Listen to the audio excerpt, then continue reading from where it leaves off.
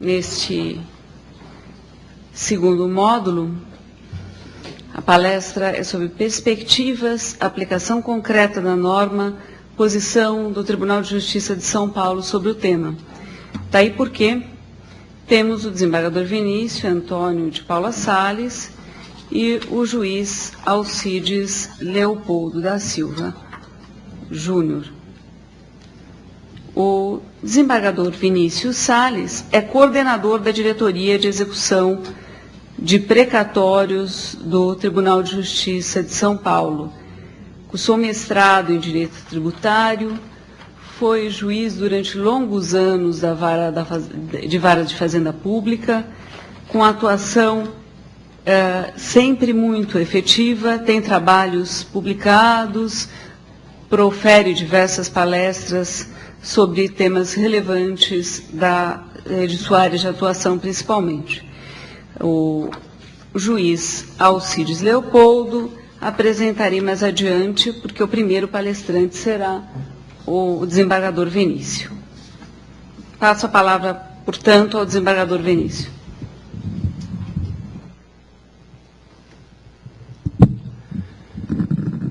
Bom dia a todos. Eu agradeço a escola, a pessoa da doutora Luciana Bessiani, agradeço ao doutor Ivan Sartori, agradeço a esta grande oportunidade, homenageio também os demais integrantes da mesa, essa grande oportunidade porque a emenda 62 trouxe uma exacerbação nas responsabilidades de trabalho do Tribunal de Justiça, num volume que eu me assusto a cada dia, e só existe uma maneira mais fácil para que o tribunal como um todo consiga cumprir na maneira possível toda essa tarefa. Essa fórmula é a união.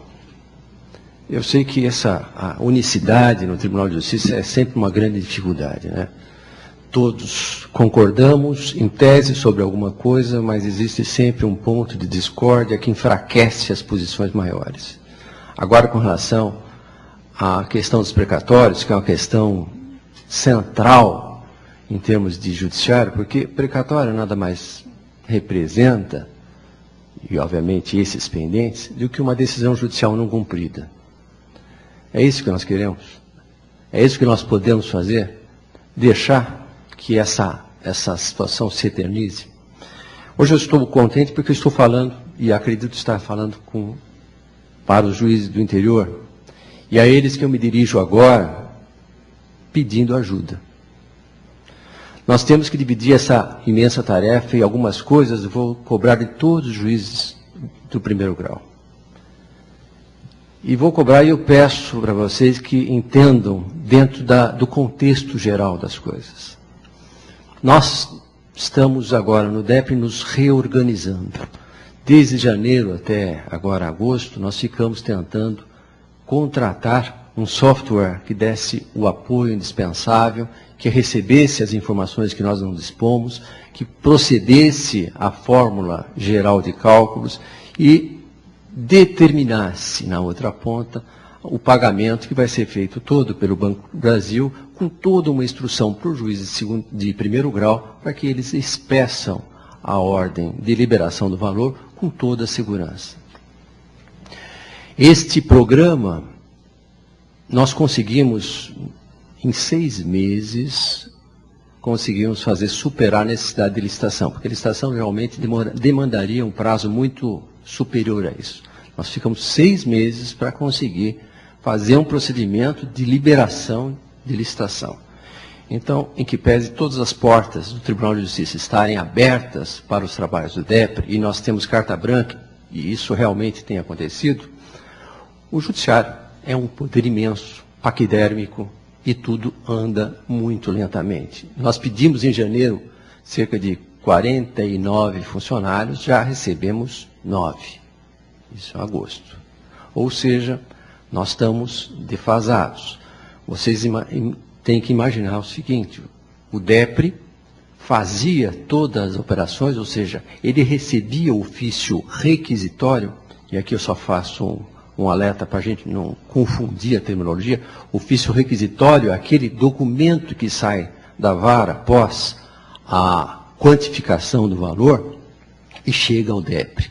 Esse ofício requisitório, ele permanece inerte do dia 2 de julho do ano que ele chega até o dia 30 de junho do ano subsequente. No dia 1º de julho, ele é recalculado.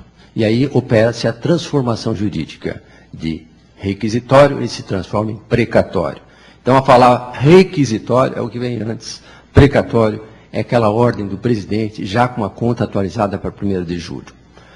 Nós recebíamos todos os requisitórios, o DEPRE organizava, organiza até agora, um mapa orçamentário.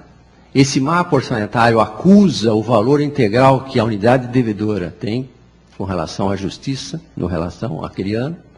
Esse mapa orçamentário, no mesmo ano, é entregue para a unidade devedora, que deve incluí-lo integralmente na lei orçamentária. E esse pagamento deve ser feito até o final do exercício seguinte. Ontem eu acompanhei as palestras elucidativas, bastante curiosas, em termos de focos e de enfoques bastante úteis, né? Mas eu quero simplesmente revelar para vocês quais são as dificuldades práticas. Por exemplo,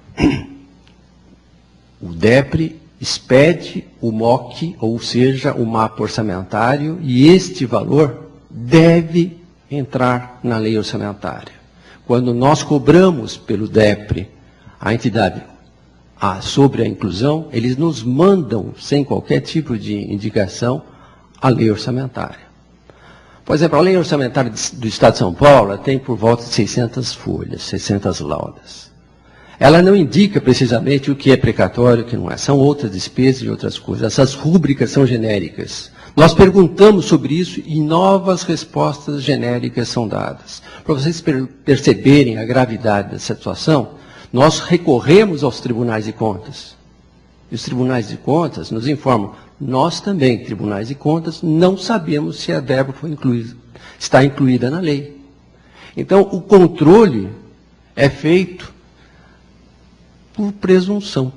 Olha, presumimos, já que nós mandamos, isso está incluído lá dentro.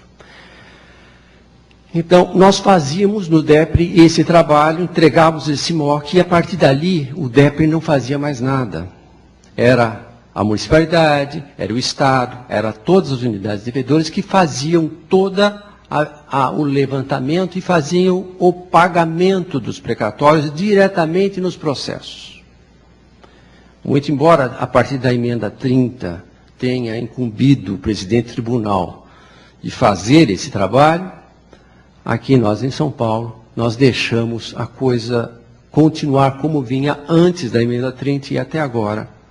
Nós permitimos que a unidade devedora é que providenciasse esse pagamento. Por isso, a nossa grande dificuldade numa adaptação rápida pela emenda 62. Agora, nós não expedimos todas as informações para as unidades devedoras, só a nível de registro, são 924 unidades devedoras no Estado, que se agrupadas chegam a 650, alguma coisa assim.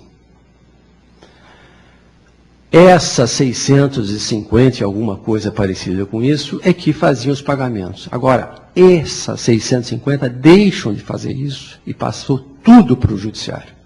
Nós temos que providenciar tudo isso. E com um agravante, nós não temos todas as informações. Então, nós estamos fazendo algumas ponderações algo cirúrgicas, né? Primeiro, nós estamos tentando, eu até brinco no departamento, estancar a hemorragia. Eu quero que os precatórios, os requisitórios que cheguem agora ao DEPRE, já cheguem completos e integrais. Porque todos os precatórios, eles são remetidos ao DEPRE, tendo-se como parâmetro o valor do precatório. O valor total do precatório é subdividido nas suas diversas verbas, o principal e os juros. Só que nós não podemos contar só com essa informação, nós temos que ter a individualização.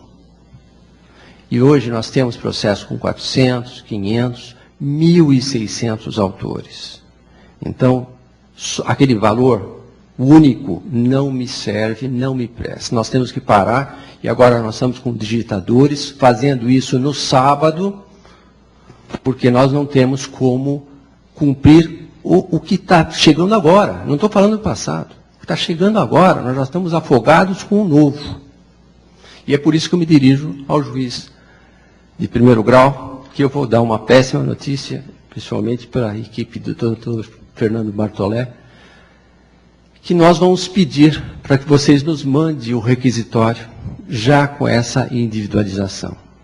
Nós, como falei, nós estamos preparando, e agora em 1º de setembro teremos o desenvolvimento do software para montar uma planilha eletrônica com facilidade de alocação dessas informações. Essa planilha estará depositada no site do tribunal, acredito que já no dia 1º de setembro, e é o momento em que nós vamos cobrar de todas as unidades devedoras algumas informações. E vamos disponibilizar aos juízes de primeiro grau este acesso para que eles, nos próximos requisitórios, nós vamos dar modelo de requisitório, vamos tentar padronizar. Se o juiz aceitar, está lá no site o padrão, que muito nos facilita. Se não aceitar, obviamente, nós vamos aceitar a indicação da maneira como vem. Mas estamos pedindo, em primeiro grau, que vocês examinem os seus servidores cartorários que trabalham com isso, principalmente, não aqui de São Paulo, mas principalmente desses lugares mais longínquos, e às vezes eles ainda estão com uma rotina atrasada, e isso dá grandes problemas para o DEP, porque nós recebemos o requisitório e temos que devolver por insuficientes documentos. Isso cria uma indignação da pessoa que faz uma impugnação, entra com mandato de segurança, ela alavanca uma série de outras consequências. O erro, ele gera outros problemas. Então, se nós conseguirmos fazer tudo padronizado, melhor. Então, gostaria que todos os juízes do interior se dirijam aos seus cartórios, conversem com os encarregados desse sistema e verifiquem se as rotinas estão corretas. Já estamos trabalhando já há uns 3 meses com uma informação virtual, ou seja, nós já temos um canal na intranet em que nós pedimos algumas informações sobre cálculos e em vez de recebermos fisicamente o processo, essas informações, o órgão especial já se dedicou sobre isso, essas informações nos chegam via internet. Isso funcionou muito bem no 1º mês. No 2º mês, eles perceberam que não tinha tanta sanção, ou como não havia risco de nada, as informações já não chegavam mais, e agora nós estamos passando e-mails e mais e-mails para que realmente seja levado a sério esse trabalho do DEP. O que nós pedimos era para ser devolvido em 48 horas, isso não está sendo cumprido. Então, o meu pedido é que os colegas do interior ajudem o Tribunal de Justiça como um todo, que se isso acontecer, nós vamos nos orgulhar no futuro de um resultado satisfatório. Se isso não acontecer, realmente nós vamos eternizar essa dívida com problemas e mais problemas, e nós precisamos desse apoio. Essa primeira comunicação é uma comunicação genérica, mas eu gostaria que vocês ficassem sabendo que o canal deve estar aberto. O DEP está preparado para responder telefonicamente para qualquer tipo de indagação, e respondemos com satisfação, porque isso só aprimora os trabalhos, e é isso que nós queremos. Então, essa primeira parte aqui, eu não sei se seria só essa minha conversa quase que informal com os colegas, pedindo, na medida possível, a união e pedindo, na medida possível, que aceitem a padronização.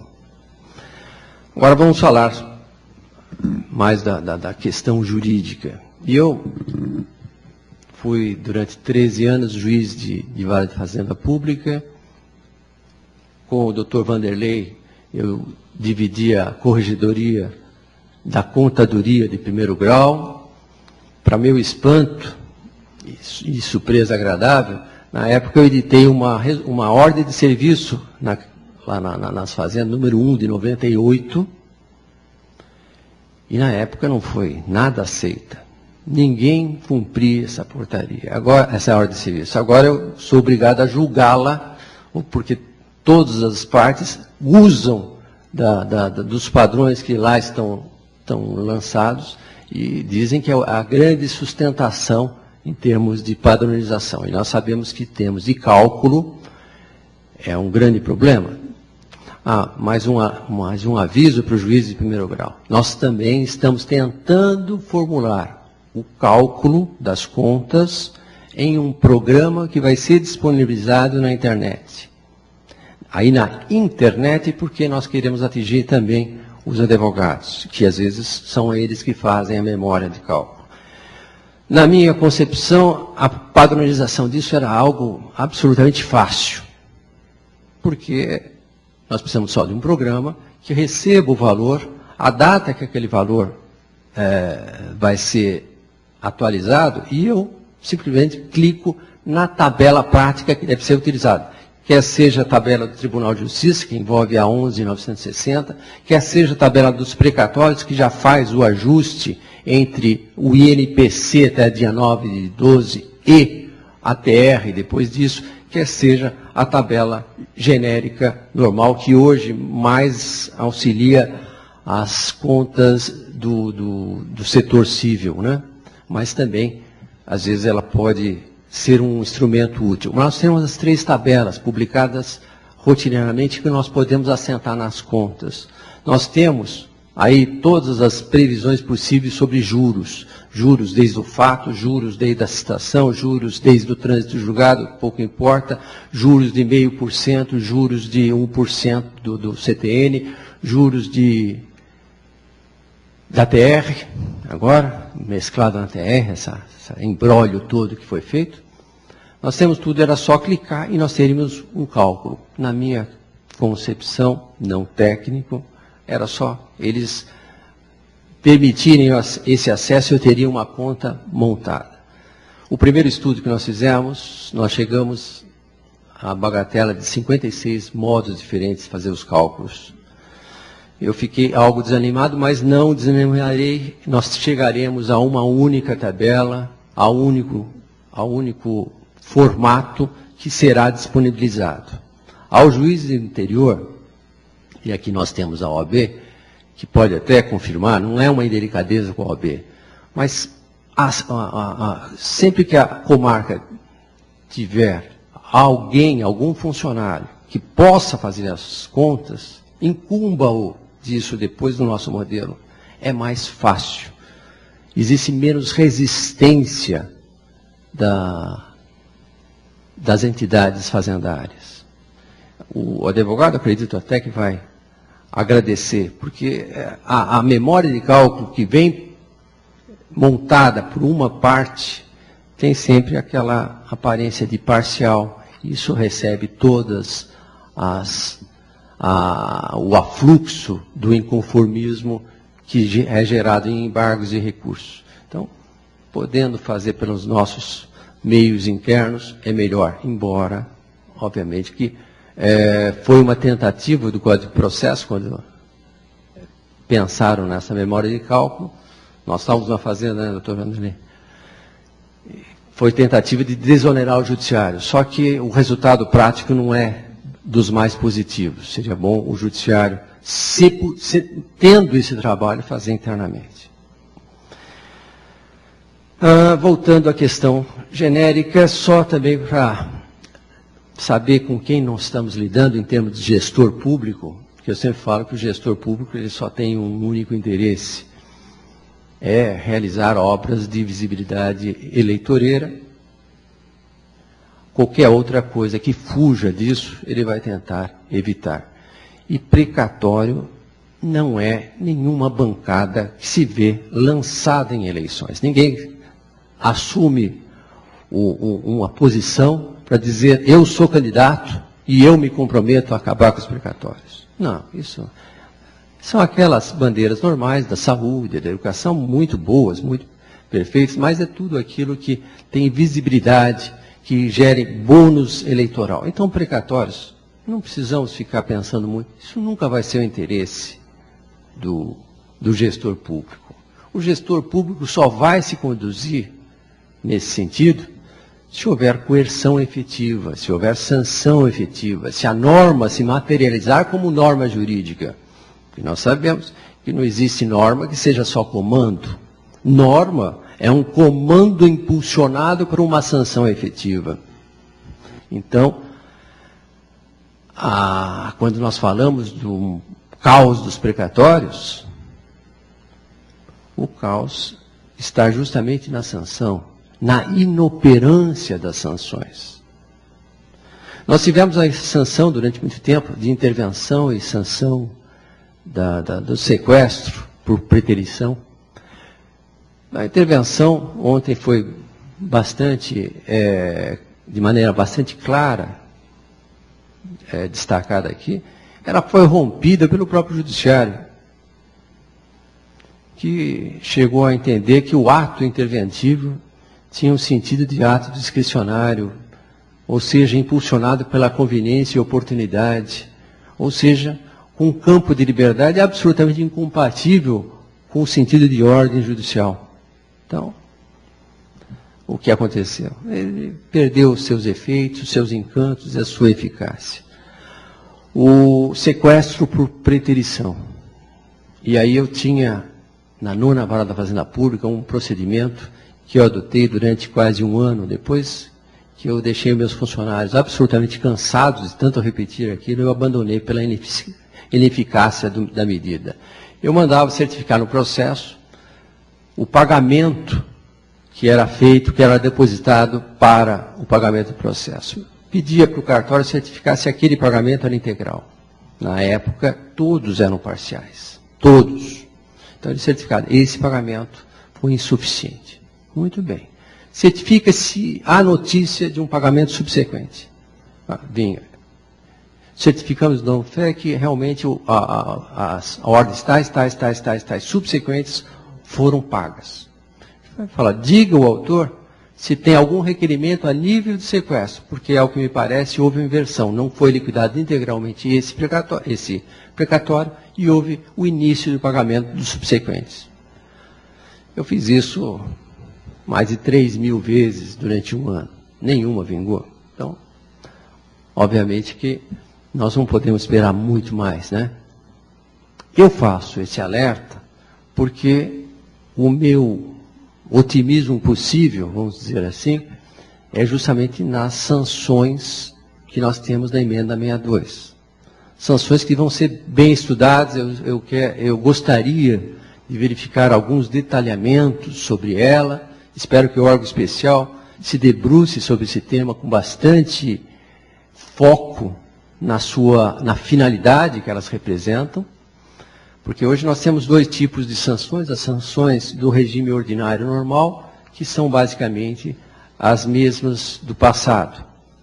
E temos as sanções do regime especial, essas muito mais poderosas. Eu vou até deixar, acho que o Alcides vai comentar sobre as sanções, mas eu só quero mencionar que este é o coração ou pulmão, acho, que vai impulsionar essa emenda, essas sanções serem efetivas. Porque, obviamente, o administrador público não tem grande prazer em fazer isso, e eu lembro um fato curioso que aconteceu logo depois da Constituição de 88, isso já estava na Vara de Fazenda, sim. A leitura do artigo 100, original da Constituição de 88, era muito clara. À exceção dos créditos de natureza alimentícia, os demais, os comuns, serão objetos de lista de ordem cronológica. Nossa, eu li aquilo lá em dezembro de 88, fiquei, isso aqui é uma maravilha. Agora sim, eles criaram uma nova, antigamente todos estavam submetidos à ordem cronológica. Agora não, eles afastaram os alimentares e vão pagar só os comuns. Para nossa surpresa, sob festas, fogos, o governador Quércia editou um decreto, dizendo, está inaugurada a segunda lista. Nós temos agora 2 listas, uma alimentar e uma não alimentar. Ninguém mais discutiu. Isso foi adotado e agora tem súmula. Leiam a redação original. Submetam essa redação original para uma classe do primeiro grau. Eles vão dizer, não, aqui a mensagem é essa. Ou seja, o próprio judiciário aceita ser enganado. E vamos caminhando nesse sentido. Os precatórios não eram pagos, nós criamos toda essa situação, que eu chamo de caos notório. Ninguém precisava dizer, aquilo todo mundo sabia que era. E eu acho que nesse momento nós temos que enaltecer a posição do nosso Tribunal de Justiça, que com muita sensibilidade começou a dar os sequestros humanitários. Eu acho que os sequestros humanitários representam o mínimo de ordem na desordem geral. Não tinha ordem, não tinha nada. Nada era cumprido. Então, foi o mínimo que aconteceu. E, obviamente, que o Tribunal de Justiça ele não tirou esta possibilidade de nada. Ele leu a Constituição. Nós temos uma Constituição de 88 magnífica. Os princípios que orientam essa Constituição são fantásticos. O princípio da dignidade da pessoa humana, a necessidade da erradicação de pobreza e, principalmente, a necessidade de se prestigiar aquele que, enfermo ou na última fase de sua vida, precisa de um alento maior. Ou nós vamos esperar que o doente morra para depois liberá-los do direito que ele já conquistou há anos. Vamos esperar que o idoso também nos deixe para depois liberar. Obviamente que tem uma urgência. E esse ideário contaminou a emenda 62. Eu não tenho dúvida que a emenda 62 se preocupou com o Tribunal de Justiça de São Paulo. Quem colocou essas preferências na emenda foi o Tribunal de Justiça. Que agora dia 12 de julho, o nosso tribunal, o Superior Tribunal de Justiça, já deu uma decisão para a Fazenda do Estado, dizendo, não aceitamos mais os sequestros humanitários. E não estou dizendo depois da emenda, antes da emenda. E aí eles, obviamente, argumentos sempre têm. Nós sabemos disso. Olha, não existe na Constituição esse tipo de sequestro. Existe só o de preterição. E já deu ganho de causa, já indicando que daqui para frente eles mudaram de posição. Não, superior. Eu tenho aqui a decisão. Monocrática. Mas essa aqui é colegiada. Tem, né? Então, mais grave ainda, nós temos agora o Supremo também falando sobre isso. Eu espero, sinceramente, que aliás, até o colega Alcides vai me matar por conta disso, mas eu espero que o tribunal continue pensando no humanitário. Porque a emenda 62, ela cria um sistema absolutamente, vou botar uma aspas, injusto. Ou seja, existe um privilégio que o tuberculoso alimentar recebe e o tuberculoso que perdeu a casa por desapropriação não recebe. É um discrimínio que não tem razão lógica para isso. O professor Celso Antônio Bandeira de Mello sempre fala que o discrimínio tem que ter razão direta com o objeto discriminado. Aí não tem nenhuma. Eu gostaria de ver realmente o órgão especial reconhecendo essa ruptura com a isonomia e viesse resgatar o equilíbrio de forças, dando a todos os doentes, e não só os doentes alimentares, pelo menos o limite da emenda, aquelas 3 valores de referência, pelo menos neste limite, dando esse conforto maior para as pessoas moribundas, para as pessoas com a idade avançada. A idade é mais ou menos como a minha, estou chegando lá nos 60 anos, mas com idade avançada. Eu acho que o tribunal pode manter essa posição a despeito dessa postura do Supremo, agora fazendo foco na própria emenda 62.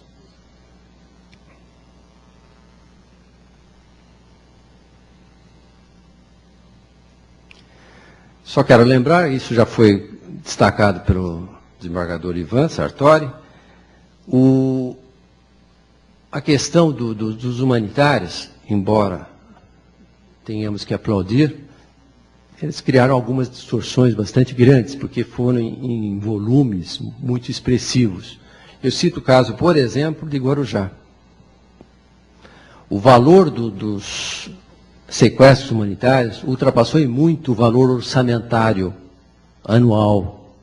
Isso já, vocês imaginam só o tamanho disso, eu não sei como foi, em termos de orçamento, como foi o do município de São Paulo, que também recebeu bastante investidas nesse sentido.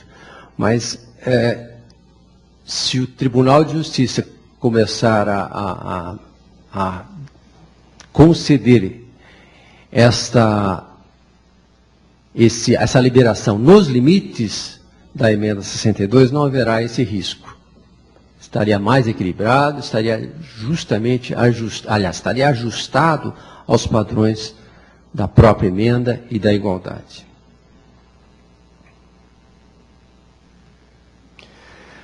Sobre as duas primeiras moratórias, eu também quero lembrar o seguinte, a moratória do artigo 33, ela veio estabelecer a possibilidade de pagamento de 8 anos de parcelas mensais iguais e sucessivas. Texto do artigo 33 das disposições constitucionais transitórias.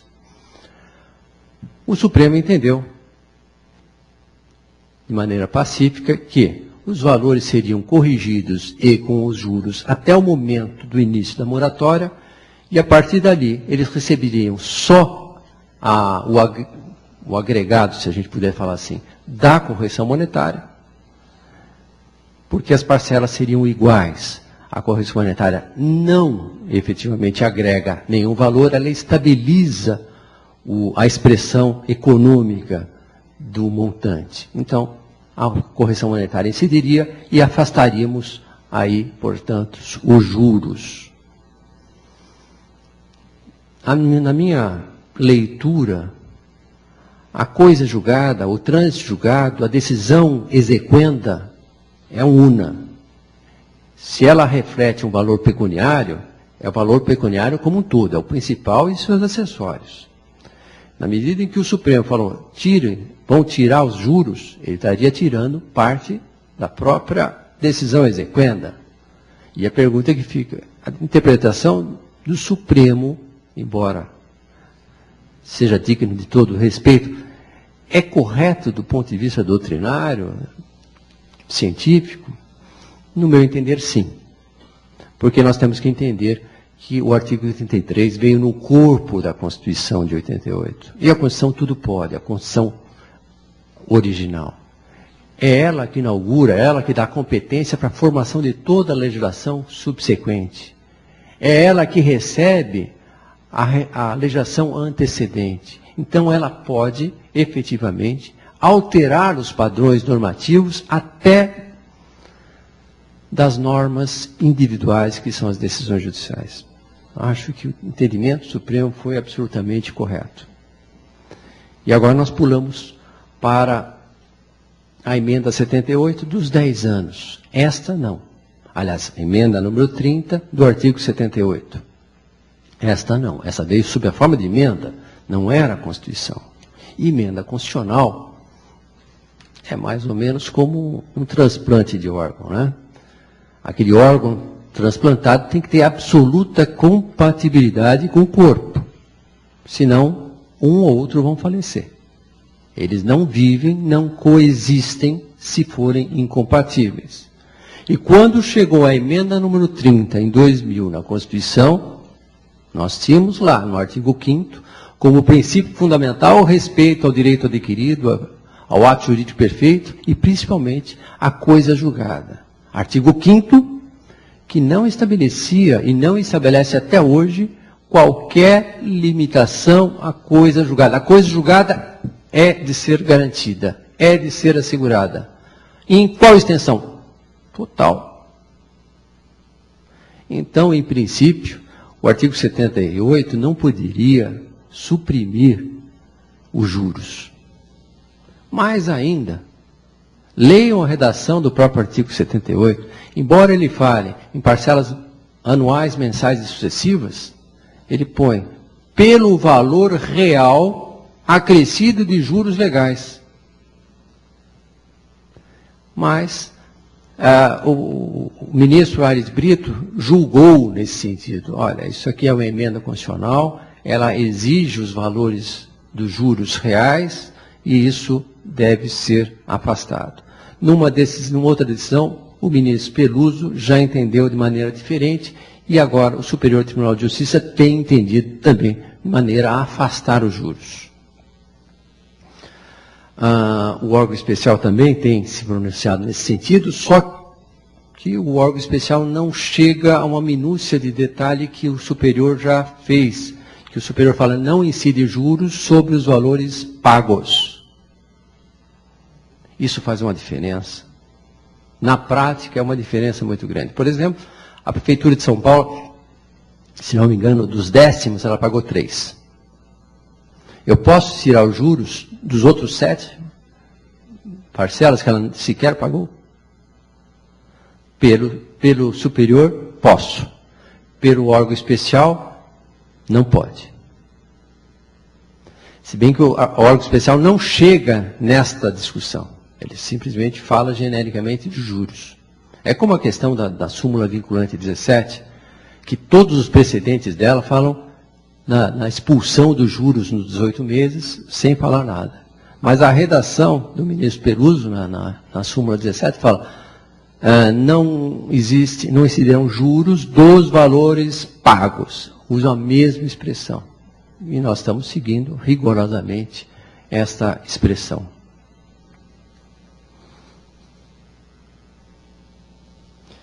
Muito bem, vamos falar rapidamente agora da emenda 62.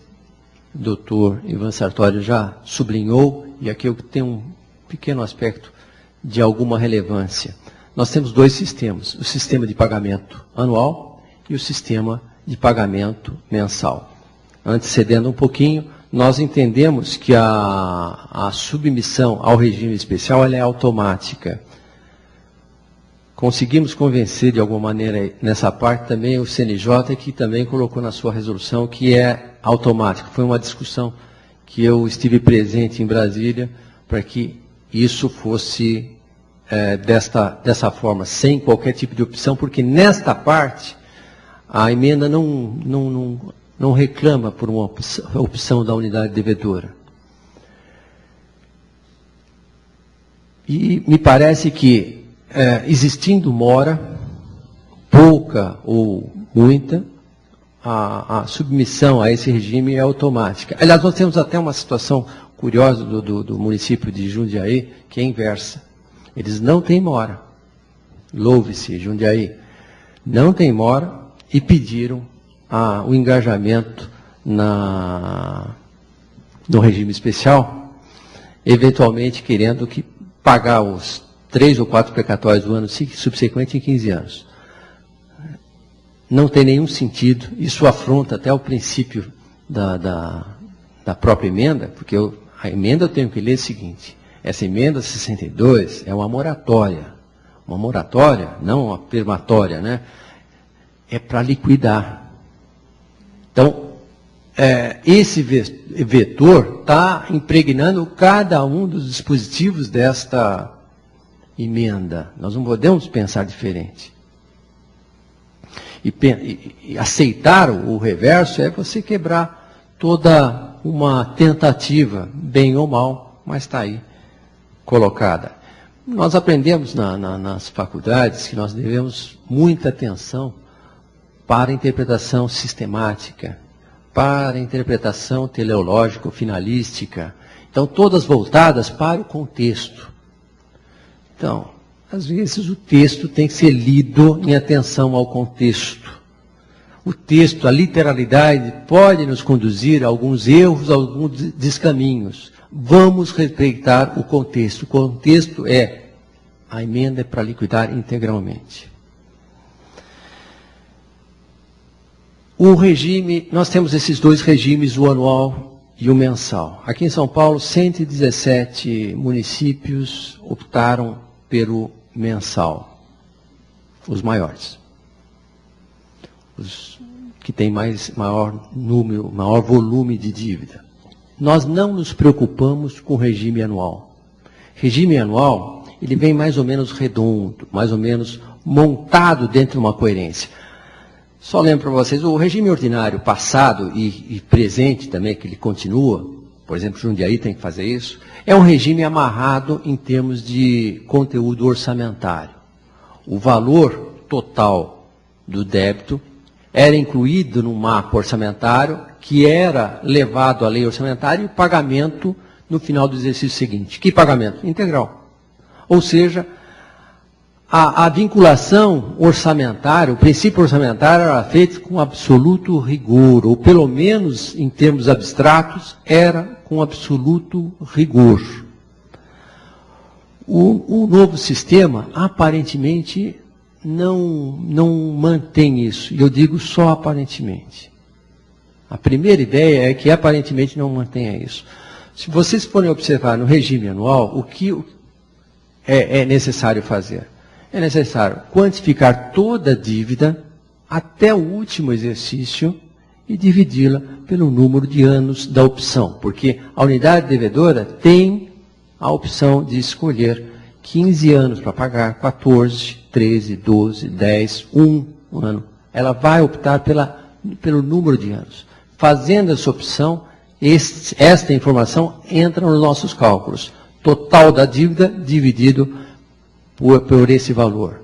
No ano seguinte, nós temos um novo orçamento que vai agregar ao saldo e nós fazemos nova divisão, agora pelo novo valor e assim sucessivamente. Ou seja, tudo que entra vai povoando lá os cálculos, ou seja, nos 15 anos, nos 14 anos, 13 anos, 12 anos, nós teremos o pagamento integral da dívida, pelo menos nessa abstração. Tá? A gente nunca sabe qual é o nível de criatividade de nossos gestores públicos. Nós estamos achando que vai dar certo dessa maneira. Vamos esperar. No sistema mensal, a leitura tem sido feita, eu acho que de uma maneira um pouquinho equivocada. O que o sistema mensal impõe? Olha, o valor não tem nenhuma ligação com o débito. Mas como? E o princípio orçamentário? Não tem nenhuma ligação. Você calcula de 1 a 2% dentro das variáveis que a emenda fala, se promove o seu enquadramento e calcula sobre a base de cálculo, que é a receita líquida de 60 dias antes, e faz o depósito. Acabou. Já pensou se isso fosse realmente a última verdade? Como seria bom para aqueles prefeitos mal intencionados? São poucos. No interior, ele ia perguntar para o staff dele, olha, me diga uma coisa, estou pagando um e-mail sobre a minha receita líquida. Se eu desapropriar até o município do outro lado, eu vou pagar mais? Não. Aí isso é uma alíquota fixa, o senhor vai ficar assim até o final do período dos 15 anos. Então eu posso fazer o que eu quiser. Não vai aumentar, não vai interferir. Eu vou prejudicar o meu sucessor? O senhor vai. Aquele sucessor que vai vir depois, o senhor vai prejudicar muito. Eu falei, que bom. Porque é tudo o que eles querem. Um sucessor mal sucedido é mais um prestígio político para o antecessor. Então, se esta fosse a interpretação de uma alíquota única, eleita num primeiro momento e permanecendo inalterada até o final do exercício, nós teríamos aqui a consagração da maior imoralidade possível no Brasil. No mundo, acho que num país em estado de paz.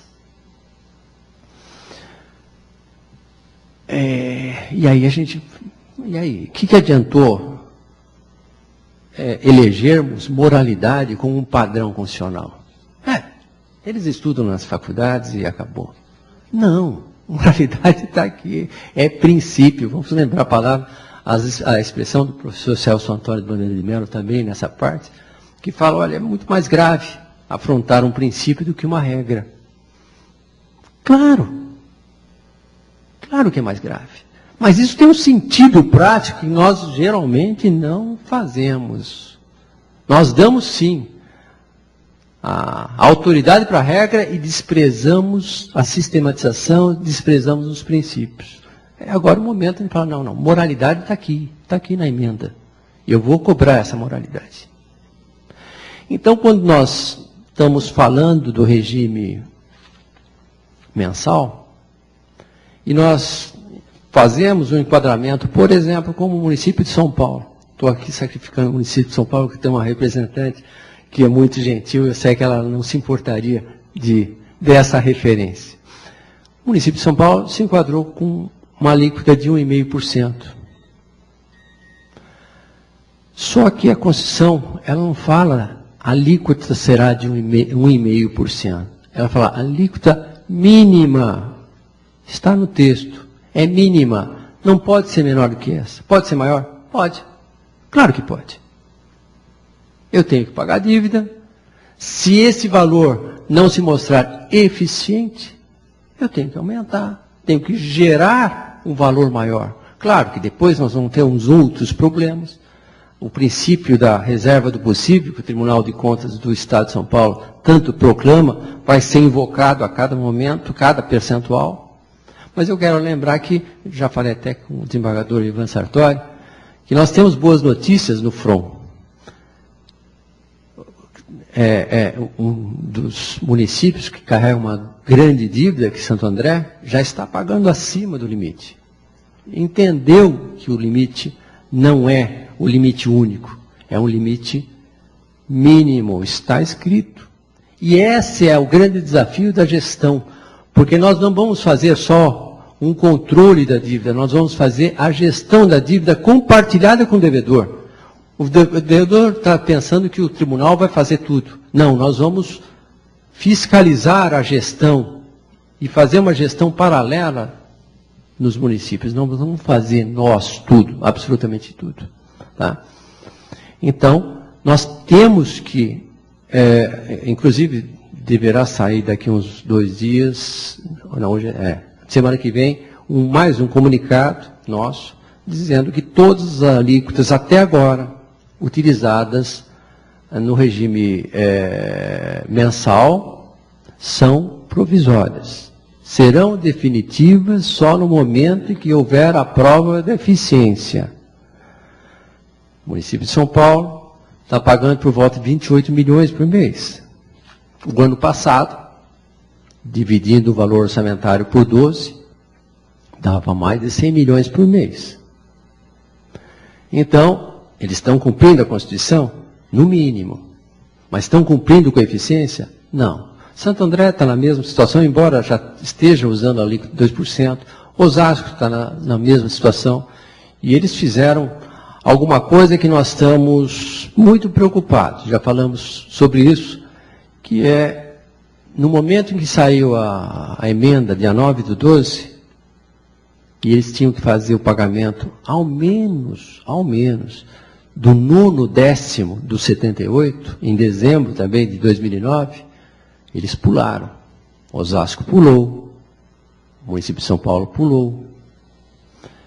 E aí eu já acho que a questão, já chamei o Ministério Público para indagar sobre a questão da improbidade. O desembargador Vanderlei está se articulando justamente para conseguir mais elementos disso, para que a gente possa contar com o Ministério Público nessa difícil tarefa que é realmente ajustar os ponteiros para que essa dívida seja cumprida.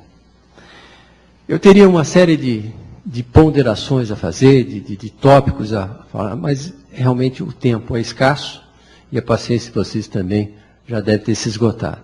Então, eu fico aberto para as questões eventuais, já vi que tem uma a respeito de quando vai começar o pagamento, e me despeço de vocês agradecendo justamente a abertura desse canal com juízes de primeiro grau. Muito obrigado.